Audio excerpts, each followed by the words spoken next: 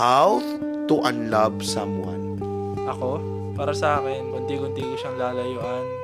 Hindi na akong bibigay ng effort sa kanya kasi syempre baka masayang lang dahil hindi mo na nga siya dahil hindi mo na nga siya parang gustong mahalin, ganun.